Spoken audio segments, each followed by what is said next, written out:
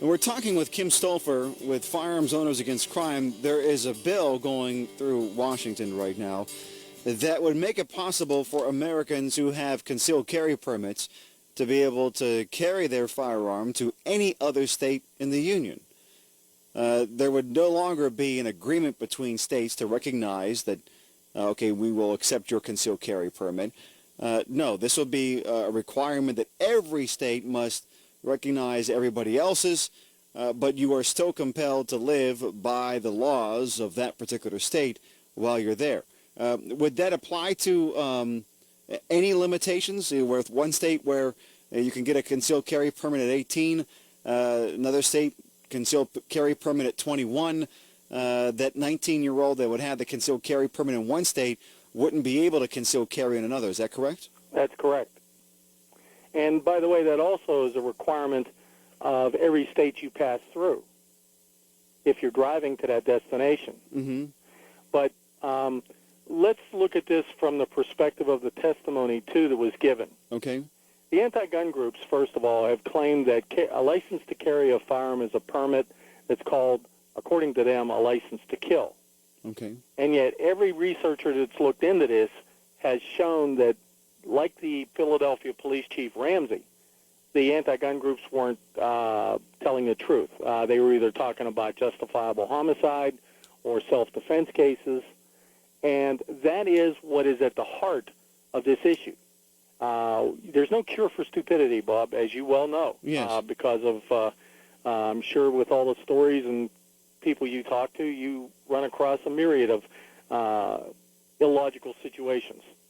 But no one in this country should have their abilities or rights predicated on what other people do.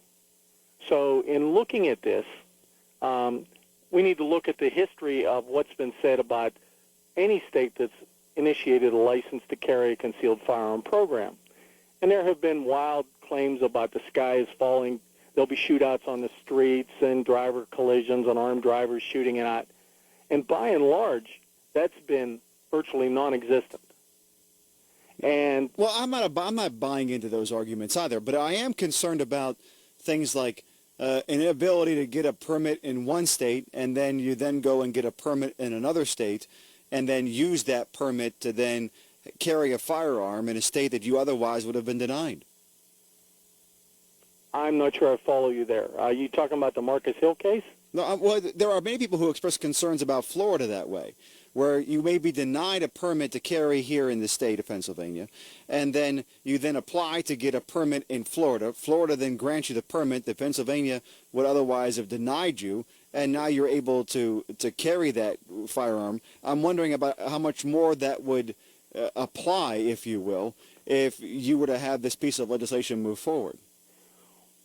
Well, that probably wouldn't apply any more than it does already, and simply because that wouldn't change the paradigm of the issuance of permits in the home state. Would it force a state that currently does not have concealed carry to then authorize concealed carry? Because my understanding is that there's only one state that does not have concealed carry. That's correct. So this legislation would not compel that state to recognize all other concealed carry states. That's correct. Why?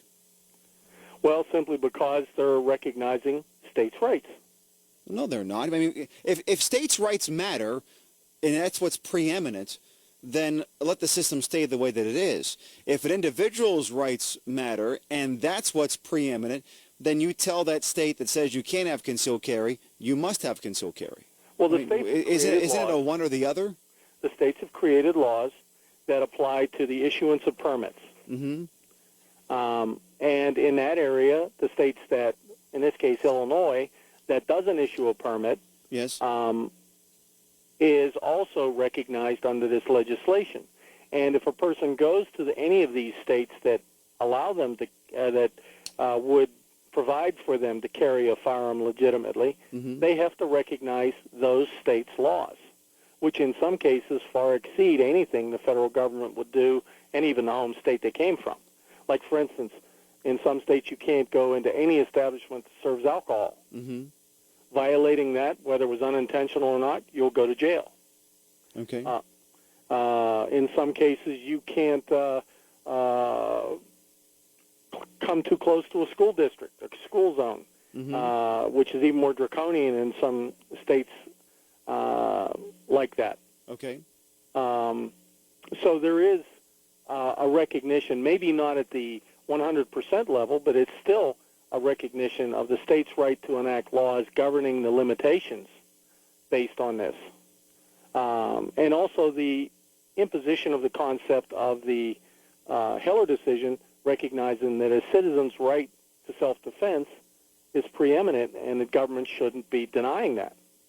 Well, if that would be the case, and if it really means that, then Illinois would be unconstitutional in denying people the ability to conceal carry in any situation at any time, would it not?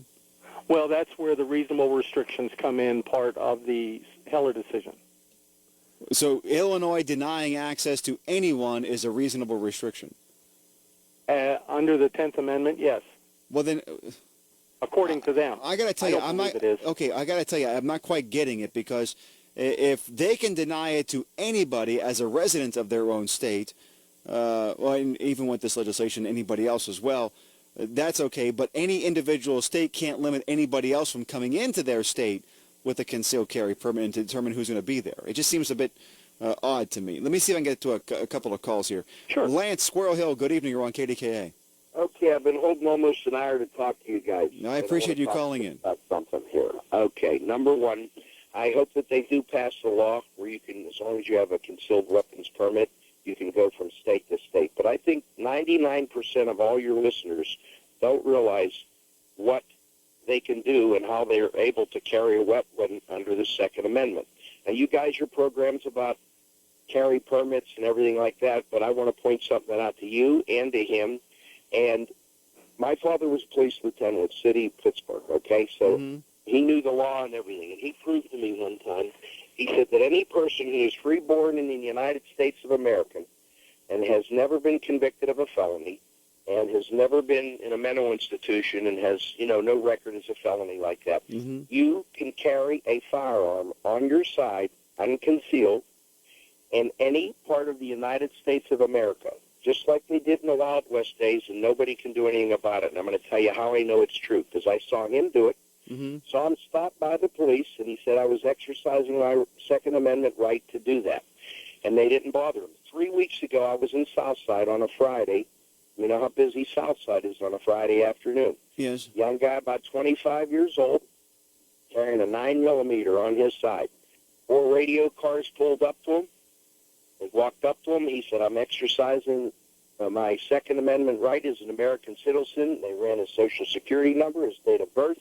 He had no criminal record whatsoever, and they let him go. And he had a firearm in the complete open. So every person in this country can carry a weapon on their side. They may be stopped. No, I understand that. And I would like to think that everybody pretty much knows that, but you can't take it anywhere without exception, though.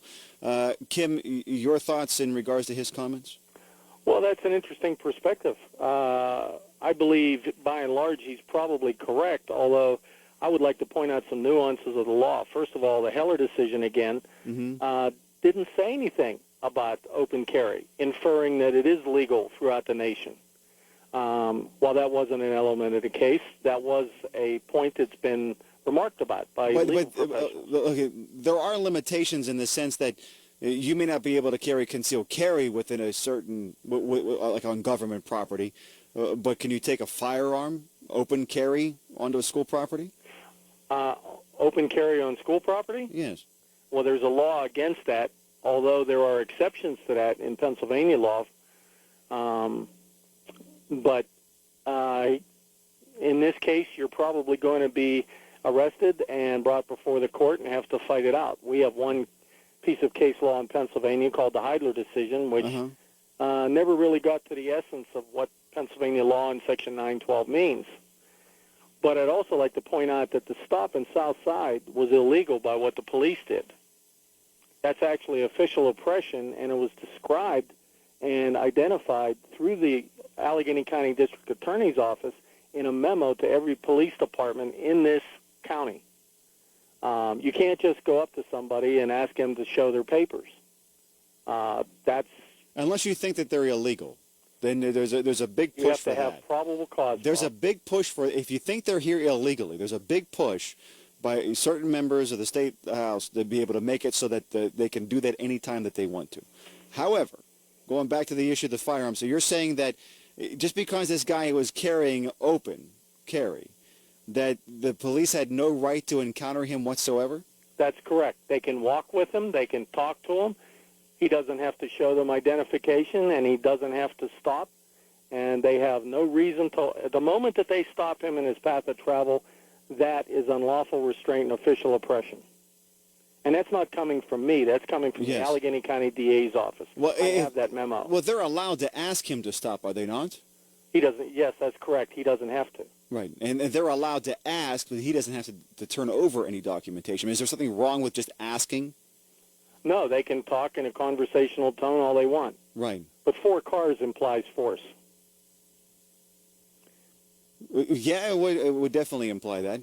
Then again, at the same time, I think that I would want to see police show up like that if I saw somebody open carry like that. Well, because I do not default to the idea that somebody who's open carrying like that is of sound mind and body. My default position on somebody who would open carry like that is there's something wrong with this guy. And I would want somebody to make sure that there wasn't something wrong with the guy. Because you don't see this happen every day. It isn't as though, even with all the gun owners that we have in this state, and all the guns that are possessed, including the 4 that reside with me, the idea of walking around carrying open, the only people I can honestly say I've ever seen carry open are those who are officers and guards that are able to have it. If I saw somebody that was not one of those, open carry, I would think there's something wrong with the guy. Well, the definitive statement on that was made by the Ortiz decision in 1996, and you have that right. I see it all the time, and it happens without incident in many communities across this state. Yeah. Well, I'm sure it does. That's an appropriate choice? I believe that it's more appropriate to carry concealed. Why do you think that? Simply because I don't like to give the bad guys notice that I have a weapon. However, I respect the right of a citizen to choose, and I also believe it's important not to let the genie out of the bottle of government and let them operate in such a way that violates the precepts of our justice system. Do me a favor. Do me a favor. Hold tight right there. I got to get one more break in here. See, I would think that the idea of letting the bad guys know that you're carrying would be even more of a deterrent of them not sure if somebody's carrying or not. 9:45.